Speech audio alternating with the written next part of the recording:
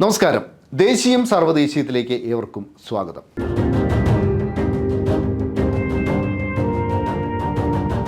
രാജ്യത്ത് പലയിടത്തും ഇഷ്ടപ്പെട്ട ഭക്ഷണം കഴിക്കാൻ സ്വാതന്ത്ര്യമില്ല, ഇഷ്ടപ്പെട്ട വസ്ത്രം ധരിക്കാനും സ്വാതന്ത്ര്യമില്ല.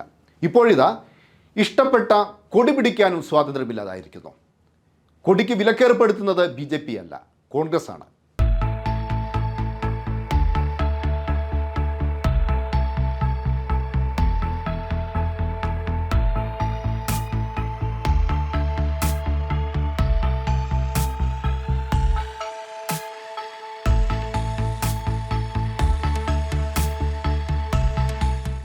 തെരഞ്ഞെടുപ്പിൽ എത്ര തിരിച്ചടികൾ ഉണ്ടായാലും കോൺഗ്രസ് ഒന്നും പഠിക്കില്ല. മതേതൃത്വമായിരുന്നു ഏറെക്കാലം കോൺഗ്രസ് രാഷ്ട്രീയത്തിൻ്റെ മുഖമുദ്ര. എന്നാൽ ഇപ്പോൾ അടിസ്ഥാന നയം മൃദുഹിന്ദുത്വയാണ്. മൃദുഹിന്ദുത്വ ഉയർത്തിപ്പിടിച്ച് BJPയുടെ ഹിന്ദുത്വയെ നേരിടാനാണ് പരിശ്രമം.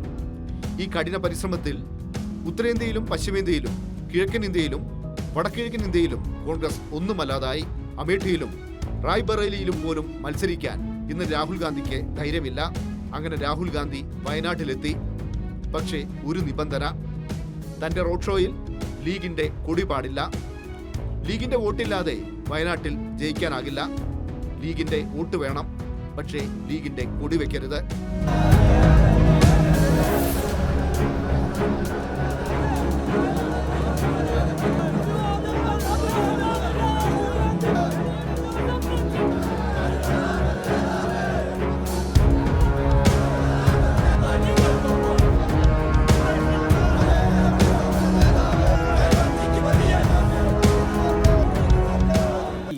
പതാക കൊണ്ടുവരണ്ടേ എന്നുള്ളത് നമ്മൾ തീരുമാനിക്കും.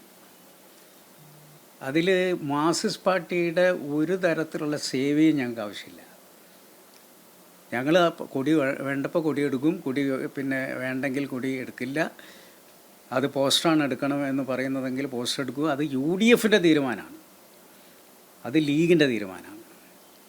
അതിൽ പിണറായി വിജയന് യാതൊരു തരത്തിലും ഇടപെടേണ്ട ആവശ്യമില്ല. അദ്ദേഹത്തിന് 100,000 കാര്യം വേറെ പറയാനില്ല. ഇന്ത്യയിൽ ഈ ഇലക്ട്രൽ ബോണ്ടിൻ്റെ വിഷയവും അതുമായി ബന്ധപ്പെട്ടിട്ടുള്ള വിഷയങ്ങൾ, കെജ്രിവാൾ അറസ്റ്റിലായ വിഷയങ്ങൾ, അതൊന്നും അദ്ദേഹത്തിന് കേരളത്തിലെ ഒരു ചർച്ചാ വിഷയമല്ലല്ലോ. അദ്ദേഹം ലീഗും കോൺഗ്രസും എങ്ങനെ ഇതിനകത്ത് നിന്ന് അകന്നിട്ട് ഇതിൻ്റെ ഇടയിൽ ചോര എങ്ങനെ നക്കി കുടിക്കാൻ പറ്റും എന്നുള്ളത് നോക്കുന്ന മാർക്സിസ്റ്റ് പാർട്ടിയോട് ഇതിൻ്റെ കാര്യത്തിൽ മറുപടി പറയേണ്ട ഒരു ഗതികേട് മുസ്ലിം ലീഗിനില്ല. ഇനി 2019 പോകാം. അന്നും വയനാട്ടിൽ സ്ഥാനാർത്ഥി ഇതിൽ രാഹുൽ ഗാന്ധി ആയിരുന്നു. അന്നത്തെ റോഡ് ഷോ കാണാം.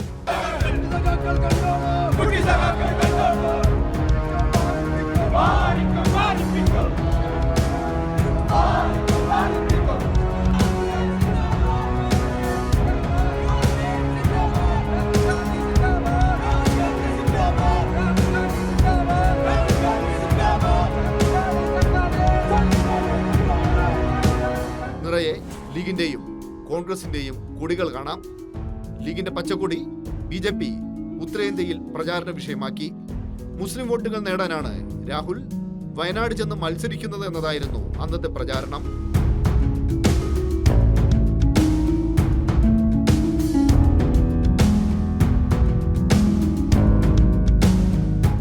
സ്വന്തം പാർട്ടി പതാക അവിടെ എവിടെയും കണ്ടില്ല എന്നുള്ളതാണ്. എന്തുകൊണ്ടാണ് അങ്ങനൊരവസ്ഥ വരുന്നത്? സ്വന്തം പാർട്ടി പതാക ഉയർത്തിപ്പിടിക്കാൻ പോലും കഴിവില്ലാത്ത പാർട്ടിയായി കോൺഗ്രസ് മാറുന്നത് എന്തുകൊണ്ടാണ് എന്ന് സ്വാഭാവികമായ സംശയം എല്ലാവരിലും ഉണ്ടാകും. ലീഗിന്റെ കൊടി മാത്രം ഒഴിവാക്കിയാൽ പ്രശ്നമാകില്ലേ? ഈ കുഴപ്പം ഒഴിവാക്കുന്നതിനായി റോഡ് ഷോയിൽ നിന്ന് കോൺഗ്രസിന്റെ കൊടിയും ഒഴിവാക്കി. ഒരു പാർട്ടിയുടെ ഇത്തരമൊരു ദുര്യോഗം ചരിത്രത്തിൽ ആദ്യമാണ്. വയനാട്ടിൽ രാഹുൽ ഗാന്ധി നോമിനേഷൻ കൊടുക്കാൻ വന്നപ്പോഴുണ്ടായ റോഡ് ഷോയിൽ പതാകയൊന്നും ഉണ്ടായിരുന്നില്ലെന്നാണ് ഇപ്പോൾ മുഖ്യമന്ത്രിയുടെ പരാതി. ഞങ്ങൾ എങ്ങനെ പ്രചരണം നടത്തണമെന്ന് മുഖ്യമന്ത്രി ഞങ്ങൾക്ക് സ്റ്റഡി ക്ലാസ് എടുക്കേണ്ട, അത് AKG സെൻറ്ററിൽ നിന്ന് തീരുമാനിക്കുന്നതല്ല ഞങ്ങളുടെ പ്രചരണ രീതി. കഴിഞ്ഞ രാഹുൽ ഗാന്ധി വന്ന തെരഞ്ഞെടുപ്പിൽ ഈ പതാക വിവാദം ഉണ്ടാക്കിയത് BJP ആണ്. ഈ തെരഞ്ഞെടുപ്പിൽ അതേ പതാക വിവാദം ഉണ്ടാകുന്നത് മുഖ്യമന്ത്രി പിണറായി വിജയനാണ്. BJPയെ സന്തോഷിപ്പിക്കാൻ വേണ്ടിയിട്ടാണ് ഇദ്ദേഹം ഇത് ചെയ്യുന്നത്. അധികാരത്തിന് വേണ്ടി എന്ത് വിട്ടുവീഴ്ചയ്ക്കും തയ്യാറാകുന്ന പാർട്ടിയായി മുസ്ലിം ലീഗ് മാറിയിരിക്കുന്നു. സ്വന്തം കൊടി ഒരു പാർട്ടിയുടെ ആത്മാഭിമാനത്തിന്റെ പ്രതീകമാണ്. കൊടിമാറ്റാൻ രാഹുൽ ഗാന്ധി ആജ്ഞാപിച്ചു. ഭയഭക്തി ബഹുമാനത്തോടെ ലീഗ് അനുസരിച്ചു.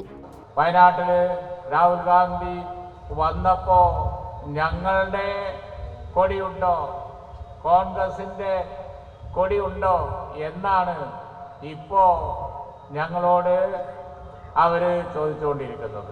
ഈ രാജ്യത്ത് അങ്ങനെ വല്ല ചോദ്യം ചോദിക്കാൻ പറ്റുമോ?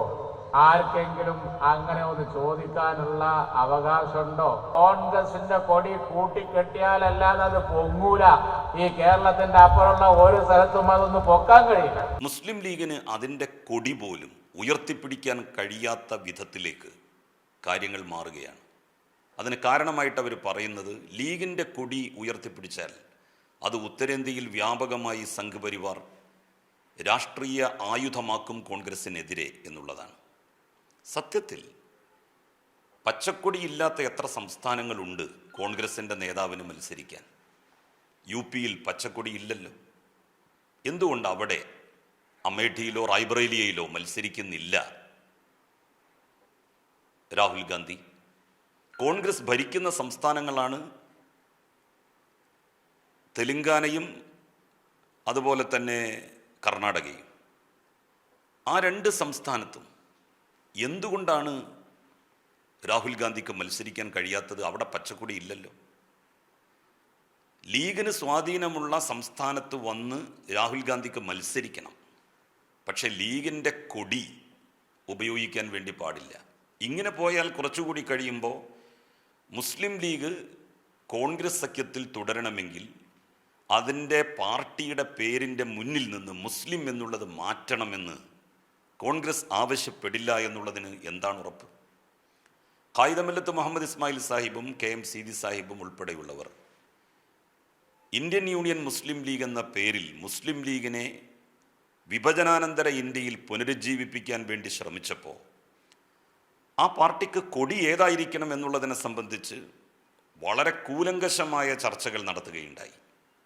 ഒരുപാട് ആളുകൾ യോജിപ്പും വിയോജിപ്പും പ്രകടിപ്പിച്ചു. പക്ഷേ ഭൂരിപക്ഷം ആളുകളും അന്ന് പറഞ്ഞത് ഇന്ന് മുസ്ലിം ലീഗ് സ്വീകരിക്കുന്ന അതേ കൊടി തന്നെ മതി ഇന്ത്യൻ യൂണിയൻ മുസ്ലിം ലീഗിന് എന്നാണ്. അങ്ങനെയാണ് ആ കൊടി ഇന്ത്യൻ യൂണിയൻ മുസ്ലിം ലീഗിൻ്റേതായത്. ആ കൊടിയാണ് ഇപ്പോൾ രാഹുൽ ഗാന്ധിയുടെ താല്പര്യപ്രകാരം ഉയർത്താൻ പോലും കഴിയാത്ത വിധം മാറ്റി നിർത്തപ്പെട്ടിരിക്കുന്നത്. ലീഗിന് ഒരു വലിയ ചരിത്രമുണ്ട്. വിഭജനാനന്തരം ഇന്ത്യക്കൊപ്പം ഉറച്ചു നിന്നവരാണ് ഇന്ത്യൻ യൂണിയൻ മുസ്ലിം ലീഗ് രൂപീകരിച്ചത്. എന്നാൽ ലീഗിനെ അംഗീകരിക്കാൻ കോൺഗ്രസിന്റെ ദേശീയ നേതൃത്വം ആദ്യകാലത്ത് തയ്യാറായില്ല. വിമോചന സമരകാലത്ത് ലീഗ് കോൺഗ്രസുമായി കൈകോർത്തു. ഒന്നാം EMS സർക്കാരിനെ താഴെയിറക്കി. എന്നാൽ പട്ടംതാണുപിള്ള മന്ത്രിസഭയിൽ ലീഗിന് പ്രാതിനിധ്യം നൽകിയില്ല. ലീഗ് പ്രതിഷേധിച്ചപ്പോൾ സീതി സാഹിബിനെ നിയമസഭാ സ്പീക്കറാക്കി. സീതി സാഹിബിന്റെ നിര്യാണത്തെ തുടർന്ന് CH മുഹമ്മദ് കോയയെ സ്പീക്കറാക്കാൻ ലീഗ് തീരുമാനിച്ചു. സ്പീക്കറാക്കാം, പക്ഷേ CH മുഹമ്മദ് കോയ മുസ്ലിം ലീഗിൽ നിന്ന് രാജിവെക്കണമെന്ന് കോൺഗ്രസ് നിബന്ധന വെച്ചു. ഗത്യന്തരമില്ലാതെ ലീഗ് അംഗീകരിച്ചു. അങ്ങനെ ലീഗിൽ നിന്ന് രാജിവെച്ച് CH മുഹമ്മദ് കോയ സ്പീക്കറായി. പക്ഷേ ലീഗിനോടുള്ള അവഹേളനം കോൺഗ്രസ് തുടർന്നു. 1961 പശ്ചിമ ബംഗാളിലെ ദുർഗാപൂരിൽ ചേർന്ന AICC സമ്മേളനം മുസ്ലിം ലീഗ് വർഗീയ പാർട്ടിയാണെന്ന് ചൂണ്ടിക്കാട്ടി പ്രമേയം പാസാക്കി. ഇതിൽ പ്രതിഷേധിച്ച് CH മുഹമ്മദ് കോയ സ്പീക്കർ സ്ഥാനം രാജിവെച്ചു. 1962 ലോക്സഭാ തെരഞ്ഞെടുപ്പിൽ മുസ്ലിം ലീഗ് കോഴിക്കോട്, മഞ്ചേരി, പൊന്നാനി മണ്ഡലങ്ങളിൽ തനിച്ച് മത്സരിച്ചു. കോഴിക്കോട് ലീഗ് സ്ഥാനാർത്ഥി CH മുഹമ്മദ് കോയയും മഞ്ചേരിയിൽ മുഹമ്മദ് ഇസ്മായിൽ സാഹിബും വിജയിച്ചു. 3 സീറ്റുകളിലും കോൺഗ്രസ് 3ാം സ്ഥാനത്തേക്ക് പിന്തള്ളപ്പെട്ടു. 1962 കോൺഗ്രസിനെ പാഠം പഠിപ്പിച്ച മുസ്ലിം ലീഗാണ് ഇപ്പോൾ രാഹുൽ ഗാന്ധിയുടെ ആജ്ഞയനുസരിച്ച് സ്വന്തം കൊടി താഴെ വയ്ക്കുന്നത്. കോൺഗ്രസ് അവരുടെ ത്രിവർണ പതാക ഉയർത്തിയില്ലെങ്കിലും ത്രിവർണ ബലൂണുകൾ ഉയർത്തി കോൺഗ്രസ് അവരുടെ കൊടിക്ക് പകരമായി ഒരു സംവിധാനമുണ്ടാക്കി. അതുപോലെ തന്നെ മൂവർണ്ണ തൊപ്പി ധരിച്ച് കോൺഗ്രസിൻ്റെ പ്രവർത്തകന്മാർ ആ റാലിയിൽ അണിനിരന്നു. എങ്കിലെന്തേ മുസ്ലിം ലീഗിൻ്റെ പ്രവർത്തകന്മാർക്ക് പച്ചത്തൊപ്പിയിടാൻ പോലും ഉള്ള സ്വാതന്ത്ര്യവും അവകാശവും കോൺഗ്രസ് വകവെച്ച് കൊടുത്തില്ല? ലീഗ് പ്രവർത്തകന്മാർക്ക് ലീഗിനേക്കാൾ അധികം ആഭിമുഖ്യം കോൺഗ്രസിനോട് ആയിത്തുടങ്ങിയിട്ടുണ്ടോ എന്ന് സംശയിക്കേണ്ട പല സംഭവങ്ങളും സമീപകാലത്തായി വരുന്നുണ്ട്. മുസ്ലിം ലീഗ് എന്ന് പറയുന്ന രാഷ്ട്രീയ പാർട്ടിയിൽ വിശ്വസിക്കുന്നതിന് പകരം കോൺഗ്രസിൽ വിശ്വസിച്ചാൽ പോരെ എന്ന് ചിന്തിക്കുന്ന ഒരു സംഘം ലീഗിൽ വളർന്നു വരുന്നുണ്ട്. ആ കാര്യത്തിൽ തർക്കമൊന്നുമില്ല. കുറച്ചുകൂടി കഴിഞ്ഞാൽ ഇന്ന് കൊടി വേണ്ട എന്ന് പറയുന്ന കോൺഗ്രസ് മുസ്ലിം ലീഗിലെ തങ്ങൾ പരിശീലിപ്പിച്ചെടുത്ത, കോൺഗ്രസ്സിന് അനുകൂലമാക്കി അവർ മാറ്റിയെടുത്ത ആളുകളെയും കൊണ്ട് ലീഗിൽ നിന്ന് അവരെ അടർത്തിയെടുത്ത് പോവില്ല എന്നുള്ളതിന് എന്താണ് ഉറപ്പ്? ഗുലാം നബി ആസാദ് എന്ന് പറയുന്ന കോൺഗ്രസിൻ്റെ സമുന്നതനായ നേതാവിൻ്റെ പേരിൽ നബിയുണ്ട് എന്നുള്ളത് കൊണ്ടാണോ അവർ ഗുലാം നബി ആസാദിനെ പുറത്തേക്ക് പോകാൻ തക്ക രാഷ്ട്രീയ സാഹചര്യം ഒരുക്കിയത്? കെ.സി. വേണുഗോപാലിനെ പോലെയുള്ള നേതാക്കന്മാർ കോൺഗ്രസിൻ്റെ നേതൃത്വത്തിൽ വന്നതിന് ശേഷമാണ് തലമുതിർന്ന ഗുലാം നബി ആസാദിനെ പോലെ നിരവധി ആളുകൾ കോൺഗ്രസ് വിട്ടുപോകുന്ന സ്ഥിതി ഉണ്ടായത്. രാഹുൽ ഗാന്ധിയെ കാണാൻ പോലും രാഹുൽ ഗാന്ധിയുടെ പിതാവിൻ്റെ അടുത്ത സുഹൃത്തുക്കൾക്ക് കഴിയാത്ത ഒരു സാഹചര്യം കോൺഗ്രസ്സിൽ ഉണ്ടാക്കിയത് ആരാണ് എന്ന് അവരോടൊക്കെ ചോദിച്ചാൽ മനസ്സിലാക്കാവുന്നതാണ്. ഏതായാലും ലീഗ് കൊടി പിടിക്കാൻ അനുവദിക്കാത്ത പാർട്ടിയായി മാറിയ സാഹചര്യത്തിൽ മുസ്ലിം ലീഗ് 1948 ഉണ്ടാക്കിയ ഭരണഘടനാനുസൃതമായി രൂപം നൽകിയ കൊടി മാറ്റാൻ വേണ്ടി ഒരു ഭരണഘടനാ ഭേദഗതി വരുത്തേണ്ടതായിട്ടുണ്ട് എന്നാണ് എനിക്ക് തോന്നുന്നത്. മുസ്ലിം ലീഗ് രാജ്യത്തെ ഒരു അംഗീകൃത രാഷ്ട്രീയ പാർട്ടിയാണ്. കോൺഗ്രസ് ആകട്ടെ രാജ്യത്തിന് സ്വാതന്ത്ര്യം നേടിത്തന്ന ഇന്ത്യൻ നാഷണൽ കോൺഗ്രസിന്റെ പൈതൃകം അവകാശപ്പെടുന്ന പാർട്ടിയാണ്. ഈ പാർട്ടികൾക്ക് ഇന്ന് സ്വന്തം കൊടി വയ്ക്കാൻ പോലും ധൈര്യമില്ല. ഇക്കൂട്ടരാണ് ഫാസിസത്തിനെതിരെ പോരാടാൻ ഇറങ്ങുന്നത്.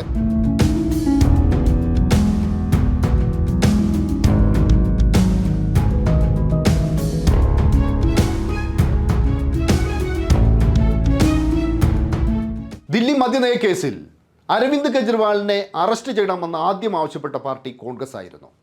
വൈകിയാണെങ്കിലും കോൺഗ്രസ് തെറ്റുതിരുത്തിയിരിക്കുന്നു. കെജ്രിവാളിന് നീതി ഉറപ്പാക്കണം എന്നാവശ്യപ്പെട്ട് ദില്ലിയിൽ പ്രതിപക്ഷ പാർട്ടികൾ സംഘടിപ്പിച്ച മഹാറാലിയിൽ നെഹ്റു കുടുംബത്തിലെ നേതാക്കൾ കൂട്ടത്തോടെ പങ്കാളികളായി. ഈ നിലപാട് കോൺഗ്രസ് നേരത്തെ കൈക്കൊണ്ടിരുന്നെങ്കിൽ കോൺഗ്രസ് എന്ന പാർട്ടി ഇന്നത്തെ ഗതികേടിൽ എത്തില്ലായിരുന്നു.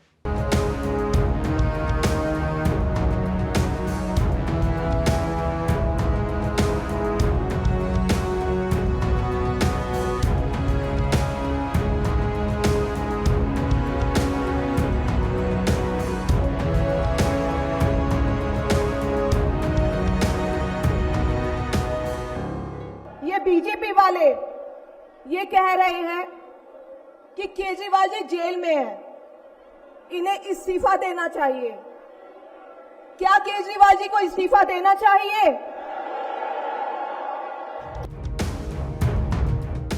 രാജ്യത്തെ 30 പ്രതിപക്ഷ പാർട്ടികളുടെ നേതാക്കൾ മഹാറാലിയിൽ പങ്കെടുത്തു.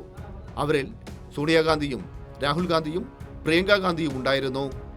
രാംലീല മൈതാനവുമായി കോൺഗ്രസിന് ഓർക്കാൻ മടിക്കുന്ന ഒരു ബന്ധമുണ്ട്. കോൺഗ്രസിന്റെ തകർച്ചയുടെ തുടക്കം ഈ രാംലീല മൈതാനത്തിൽ നിന്നുമാണ്. ഇന്ദിരാഗാന്ധി സർവശക്തയായ കാലം 1971 കോൺഗ്രസിന്റെ ശക്തികേന്ദ്രമായ റായ്ബറേലിയിൽ നിന്ന് തെരഞ്ഞെടുക്കപ്പെട്ടു. എന്നാൽ തെരഞ്ഞെടുപ്പിൽ ഇന്ദിരാഗാന്ധി കൃത്രിമം കാണിച്ചതായി ബോധ്യപ്പെട്ടു. അലഹബാദ് ഹൈക്കോടതി ഇന്ദിരാഗാന്ധിയുടെ ലോക്സഭാംഗത്വം റദ്ദാക്കി. ധാർമ്മികത ഉയർത്തിപ്പിടിച്ച് ഇന്ദിരാഗാന്ധി രാജിവെക്കേണ്ടതായിരുന്നു. രാജിവെച്ചില്ലെന്ന് മാത്രമല്ല, രാജ്യത്ത് അടിയന്തരാവസ്ഥ പ്രഖ്യാപിച്ചു. എതിരാളികളെ കൂട്ടത്തോടെ ജയിലിലടച്ചു. പത്രങ്ങൾക്ക് സെൻസർഷിപ്പ് ഏർപ്പെടുത്തി. സഞ്ജയ് ഗാന്ധിയുടെ നേതൃത്വത്തിൽ ക്രൂരമായ മനുഷ്യാവകാശ ലംഘനങ്ങൾ നടന്നു. കമ്മ്യൂണിസ്റ്റുകാരും സോഷ്യലിസ്റ്റുകളും വേട്ടയാടപ്പെട്ടു. 1977 മാർച്ച് 21 ഇന്ദിരാഗാന്ധി അടിയന്തരാവസ്ഥ പിൻവലിച്ചു. അമിത ആത്മവിശ്വാസത്തോടെ ലോക്സഭാ തെരഞ്ഞെടുപ്പ് പ്രഖ്യാപിച്ചു. അടിയന്തരാവസ്ഥയ്ക്കെതിരായ ജനമുന്നേറ്റങ്ങളുടെ നേതൃസ്ഥാനത്ത് ജയപ്രകാശ് നാരായണനായിരുന്നു. പ്രതിപക്ഷത്തെ സോഷ്യലിസ്റ്റ് പാർട്ടി, ലോക്ദൾ, സംഘടനാ കോൺഗ്രസ്, ജനസംഘം എന്നീ പാർട്ടികൾ ലയിച്ചു.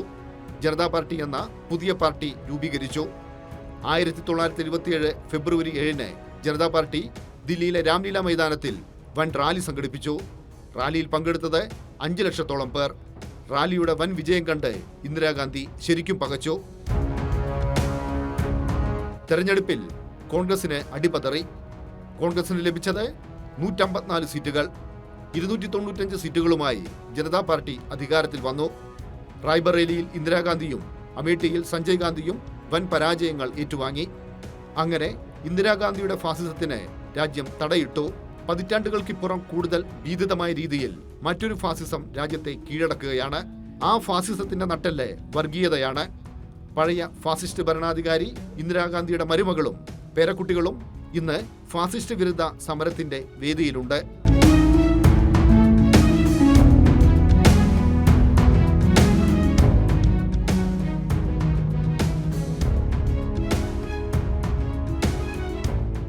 ദില്ലിയിൽ സമീപകാലം വരെ കോൺഗ്രസിന്റെ മുഖ്യശത്രു ആം ആദ്മി പാർട്ടിയായിരുന്നു. രണ്ടാം UPA സർക്കാരിന്റെ കാലത്ത് നടന്ന അഴിമതി വിരുദ്ധ സമരത്തിലൂടെയാണ് ആം ആദ്മി പാർട്ടി വളർന്നത്. അണ്ണാ ഹസാരെ നടത്തിയ നിരാഹാര സമരം ജനപിന്തുണ നേടി. അഴിമതിയുടെ കാര്യത്തിൽ മോദി സർക്കാർ മൻമോഹൻ സിംഗ് സർക്കാരിനെ കടത്തിവെട്ടിയിരിക്കുന്നു. രാജ്യചരിത്രത്തിലെ ഏറ്റവും വലിയ അഴിമതി ഇലക്ട്രൽ ബോണ്ട് അഴിമതിയാണ്. പക്ഷേ അണ്ണാ ഹസാരയ്ക്ക് മിണ്ടാട്ടമില്ല. ഹസാരെ ഇന്ന് മോദിയുടെ വിശ്വസനാണ്. ഹസാരെയുടെ അഴിമതിക്കെതിരായ പോരാട്ടം അരാഷ്ട്രീയ മുന്നേറ്റമായിരുന്നു. അരാഷ്ട്രീയതയുടെ രാഷ്ട്രീയം വലതുപക്ഷമാണ്. ഇന്ത്യൻ സാഹചര്യത്തിൽ ഈ അരാഷ്ട്രീയത വർഗീയമാണ്. വർഗീയ ഫാസിസത്തിന് വളക്കൂറുള്ള മണ്ണാണ്. എതിരാളികളെ എന്ത് വില കൊടുത്തും ഇല്ലാതാക്കുക എന്ന ഫാസിസ്റ്റ് നയത്തിന്റെ ഭാഗമാണ് കെജ്രിവാളിന്റെ അറസ്റ്റ്.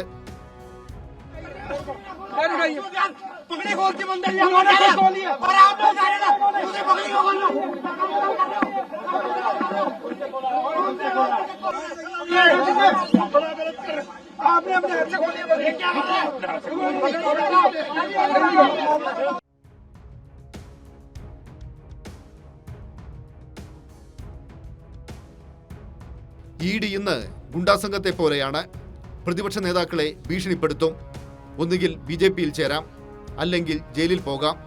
EDയുടെ ഭീഷണിയെ തുടർന്ന് നിരവധി കോൺഗ്രസ് നേതാക്കൾ BJPയിൽ ചേർന്നു. ഇതിന് തയ്യാറാവാത്തവരാണ് ആം ആദ്മി പാർട്ടി നേതാക്കൾ. മദ്യനയക്കേസിൽ ആദ്യം ഉപമുഖ്യമന്ത്രി മനീഷ് സിസോദിയയെ അറസ്റ്റ് ചെയ്തു. BJPയുടെ ഈ ഫാസിസ്റ്റ് നടപടിയെ ന്യായീകരിച്ച പാർട്ടിയാണ് കോൺഗ്രസ്.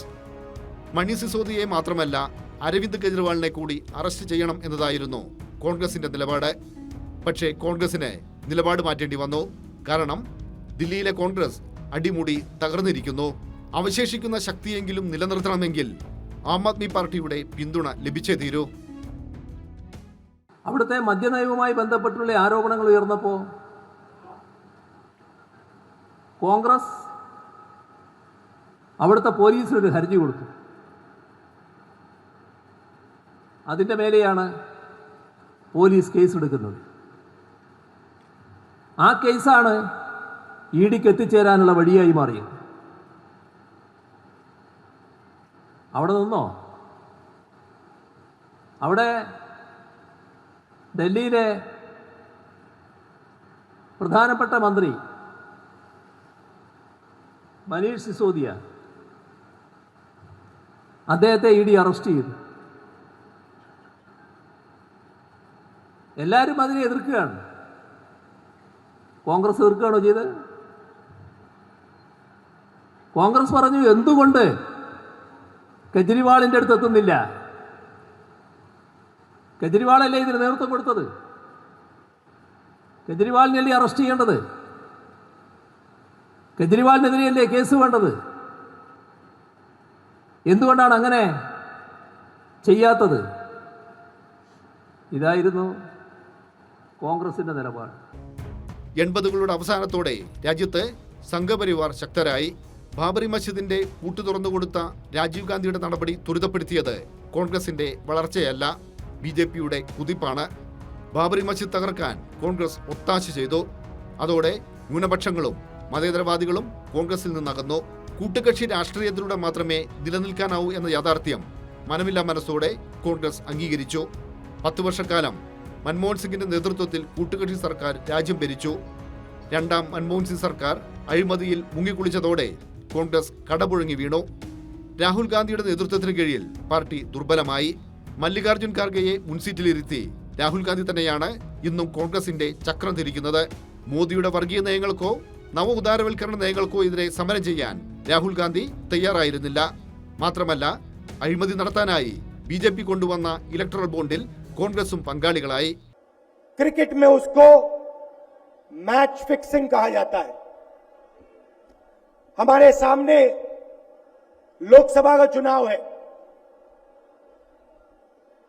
अंपायर किसने चुने? नरेंद्र मोदी ने। हमारी टीम में से मैच शुरू होने से पहले 2 खिलाड़ियों को अरेस्ट करके अंदर कर दिया। तो भाइयों और बहनों, ये जो चुनाव हो रहा है, नरेंद्र मोदी जी इस चुनाव में मैच फिक्सिंग करने की कोशिश कर रहे हैं। മോദിക്കെതിരെ ഗീർവാണ പ്രഭാഷണം നടത്തുന്ന രാഹുൽ ഗാന്ധി പക്ഷേ BJPക്കെതിരെ മത്സരിക്കാൻ തയ്യാറല്ല. കേരളത്തിൽ BJP ദുർബലമാണ്. BJPയുടെ വർഗീയ രാഷ്ട്രീയത്തെ ഇടതുപക്ഷം ശക്തമായി ചെറുക്കുന്നു. അതുകൊണ്ടാണ് കേരളത്തിൽ BJP വളരാത്തത്. അങ്ങനെയുള്ള കേരളത്തിൽ വന്ന് LDFനെതിരെയാണ് രാഹുൽ ഗാന്ധി മത്സരിക്കുന്നത്. ഇലക്ട്രൽ ബോണ്ടുകളിലൂടെ നടന്ന അഴിമതികളുടെ വിശദാംശങ്ങൾ ഓരോ ദിവസവും പുറത്തു വന്നുകൊണ്ടിരിക്കുകയാണ്. രാജ്യം കണ്ട അഴിമതികളിൽ ഏറ്റവും വലിയ അഴിമതിയാണ് ഇലക്ട്രൽ ബോണ്ടുകളിലൂടെ നടന്നത്. രാജ്യം ഭരിക്കുന്ന BJP മാത്രമല്ല, മുഖ്യ പ്രതിപക്ഷമായ കോൺഗ്രസും ഇതിൽ പങ്കാളികളാണ് എന്നതാണ് ഏറ്റവും ശ്രദ്ധേയം. ഇത്തവണത്തെ ദേശീയം സർവ്വദേശീയം ഇവിടെ സമാപിക്കുന്നു. നന്ദി, നമസ്കാരം.